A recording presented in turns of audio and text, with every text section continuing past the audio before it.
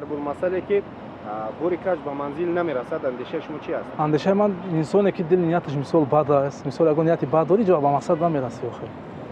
اندیشه من مثال اگر کاری بد کردن هیچ وقت نمیشه آخه. انسان باید اما فکری خوب داشته باشه، فکری راست داشته باشه آخه مقصد.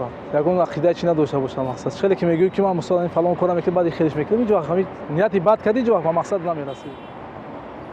یکم فکر جا فرزند طفل مدت جداش کردن خینه.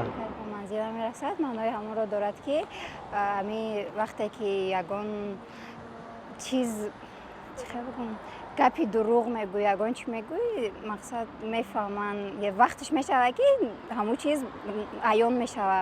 خون را از پیش جدا کردن مشکل است. به نظر من به همون معنی آمده است که مثل همین یک عائله خواهر و برادر وقتی همین خواهر و برادر را هیچ کس از همدیگر جدا کردن نمیتواند.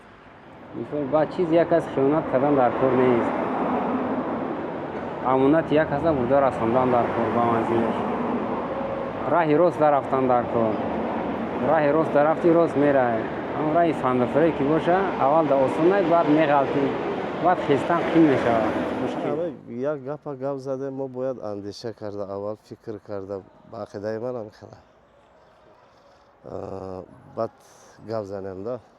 اینا مثلا همین وطن ما تاجیکستان است. باید ما اینجا ازبک زبانای هم هست، تاجیک زبانای هم هست. ما وطنمان اینجا توارد شدگی. ما یکدیگر را چی جدا نکنیم. ما همین میفهمیم که باید در حیات ما باید فرزندا را خوب تربیت کنیم و همین کارهایی که بده همه را باید بفهمونیم که اگر که نکنن این کارو را بعد مقصد چه بگم عذاب میکشن. پگه عذاب میکشن. همین خیلی که خطان گفتین که بوری کج به منزل نمیرسه. من همین است که به مقصد اون رو دارد که هنگامی ما پولی حرام کار میکنیم تا آخر در دست ما نمیموند. هنگامی که مادر از پسر خر میکنه تا آخر خر نمیموند، چون که مادر و پسر هم مثل گوشت و انداخته میباشند تا آخر در بین همدیگر میمونند. سلام باشید. یک ضرب‌المثل بگید که ما دفعه آینده ضرب‌المثل شما رو استفاده کنیم.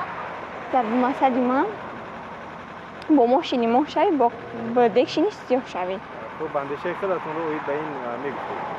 و مثل اون دارد که مثال دوگانه اگر دوگانه با راه راست رود همیشه تو با راه راست حرکت میکنی. اگر او با راه نادرست رو حرکت کند این معنای اون دارد که تو با راه‌های میرود که با اون نباید روی.